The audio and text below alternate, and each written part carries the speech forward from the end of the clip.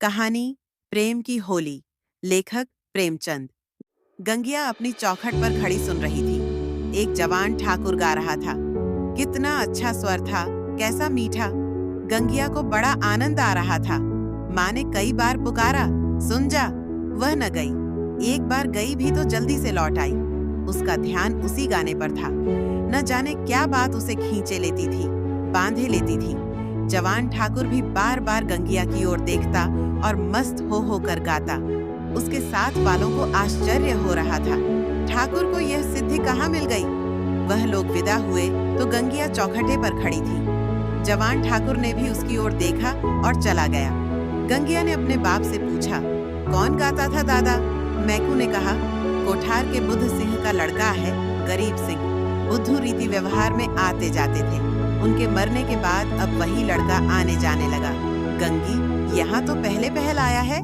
मैकू, हाँ, और तो कभी नहीं देखा। मिजाज बिल्कुल बाप का सा है और वैसी ही मीठी बोली है। घमंड तो छू नहीं गया, वही इसका स्वभाव है। गोरू आ रहे थे।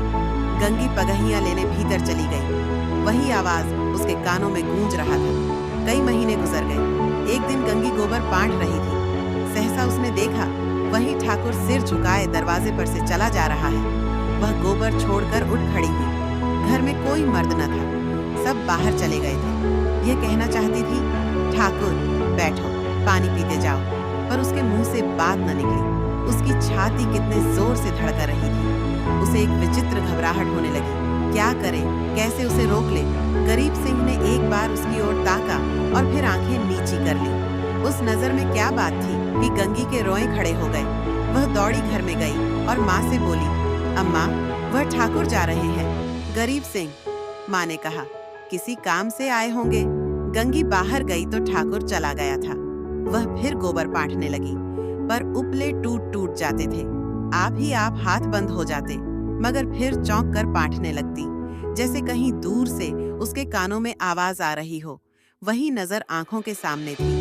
उसमें क्या जादू था, क्या मोहिनी थी। उसने अपनी मूक भाषा में कुछ कहा। गंगी ने भी कुछ सुना। क्या कहा यह वह नहीं जानती, पर वह दृष्टि उसकी आंखों में बसी हुई थी। रात को लेटी तब भी वही नजरें सामने थी। सपने में भी वही आंखें दिखाई दी। फिर कई महीने गुजर गए। एक दिन शाम को मैकू दरवाजे पर बैठे कर सन काट रहे थे और गंगी बैलों को सानी चला रही थी कि सहसा चिल्ला उठी, दादा दादा ठाकुर। मैकू ने सिर उठाया तो दरवाजे पर गरीब सिंह चला आ रहा था।